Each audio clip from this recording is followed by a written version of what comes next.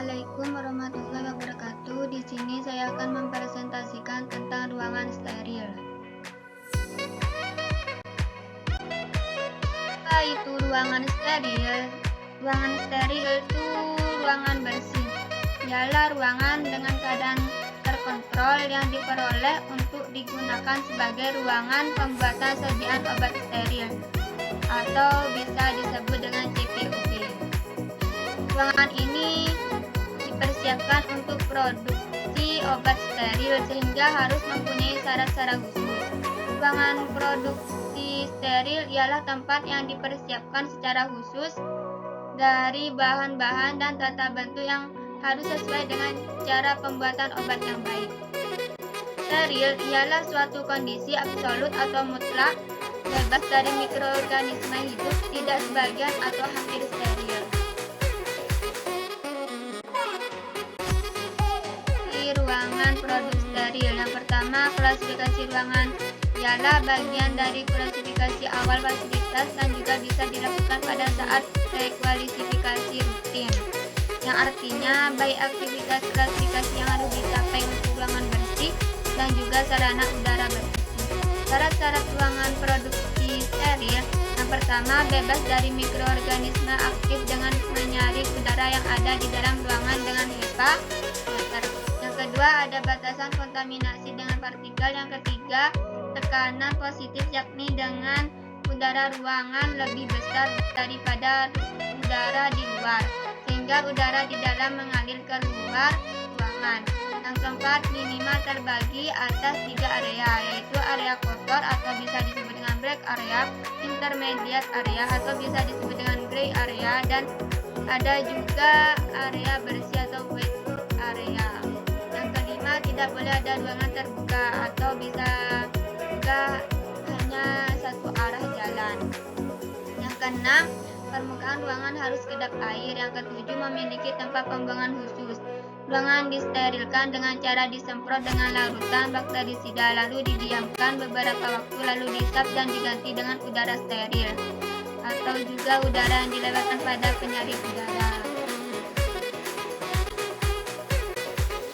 Area dibagi menjadi 4 zona, di mana masing-masing zona memiliki spesifikasi tertentu. Yang pertama, ada specific area, area yang tidak dikendalikan, tetapi untuk kepentingan tertentu ada beberapa parameter yang dipantau, termasuk di dalamnya adalah laboratorium kimia, di mana suhunya terkontrol, dan ada juga gudang, suhunya terkontrol untuk cold room dan cool room.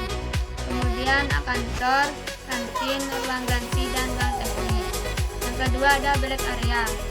Black area itu terdiri dari koridor yang menghubungkan ruang ganti dengan area produksi. Selanjutnya ada area staging, di mana bahan kemas dan ruang kemas sekunder.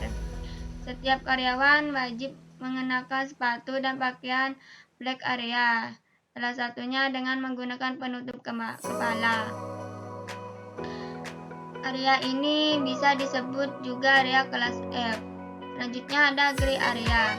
Gray area ini terdiri dari ruang produksi, produk non-steril, ruang pengemas primer, ruang timbang, laboratorium mikrobiologi, ruang preparasi, ruang uji potensi, dan inkubasi ruang samping di gudang. Setiap karyawan yang masuk ke area ini wajib mengenakan gowning, pakaian, dan sepatu grey. Area ini bisa disebut juga area kelas D atau E. Selanjutnya way area. Area ini disebut juga area kelas C, B, dan A di bawah LAP. Ruangan yang digunakan untuk penimbangan bahan baku produksi steril.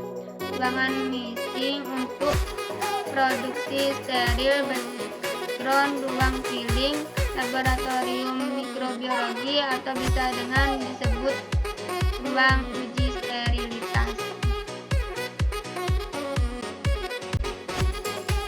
Produk steril dibedakan menjadi 4 kelas. Yang pertama ada kelas A, di mana zona untuk kegiatan yang berisiko tinggi, misalnya zona pengisian wadah tutup karet, ampul, dan via terbuka, menyambung secara aseptik. Umumnya kondisi ini aliran udara laminar atau bisa disebut dengan laminar airflow di tempat kerja. Sistem udara laminar hendaknya mengalirkan udara dengan kecepatan merata berkisar 36 sampai 54 meter per detik. Nilai acuannya pada posisi kerja dalam ruang bersih terbuka. Keadaan laminar yang selalu terjaga hendaklah dibuktikan dan divalidasi. Aliran udara searah berkecepatan lebih rendah dan digunakan pada isolator tertutup dan kotak bersarung tangan. Selanjutnya ada kelas B untuk pembuatan dan pengisian secara aseptik. Kelas ini adalah lingkungan latar belakang untuk zona kelas A. Selanjutnya kelas C dan D, area bersih untuk melakukan tahap pembuatan produk steril dengan tingkat resiko lebih rendah.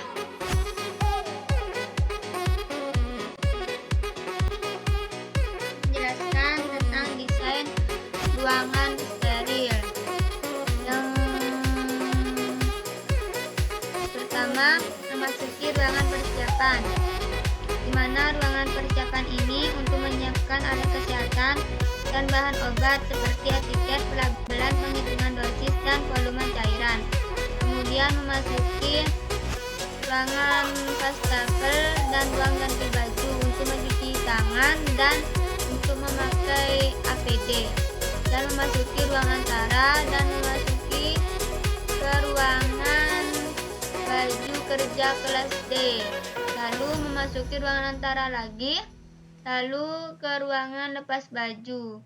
Setelah itu dari ruangan lepas baju memasuki ruangan baju kelas A atau B.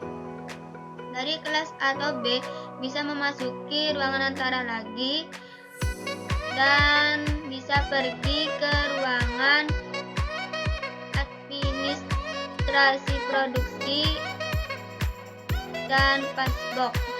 Pasbox ini tempat masuk dan keluarnya alat kesehatan dan bahan obat sebelum dan sesudah dilakukan pencampuran. Setelah itu dari pasbox dan ruangan administrasi produksi bisa memasuki ruangan antara lagi dan bisa pergi ke ruangan produksi steril dengan proses aseptik. Pada ruangan proses aseptik ini,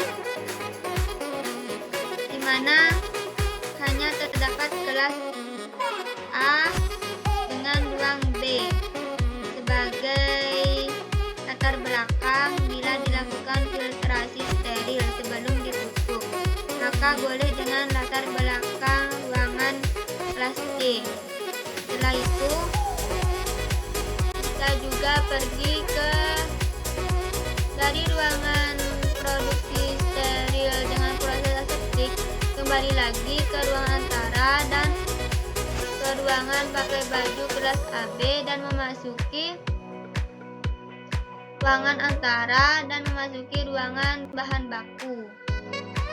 Setelah itu ke ruangan ganti baju CD, lalu ke ruangan antara lagi dan kemudian yang terakhir ke ruangan produksi steril dengan proses akhir. Pada ruangan ini di mana hanya terdapat kelas C yang dapat dilakukan bila untuk mengurangi kontaminasi, misalnya dengan saluran yang secara keseluruhan tertutup, di mana kelas A dengan lingkungan C sebagai background saja. Untuk jalan keluarnya bisa kembali pada proses akhir menuju ke proses awal.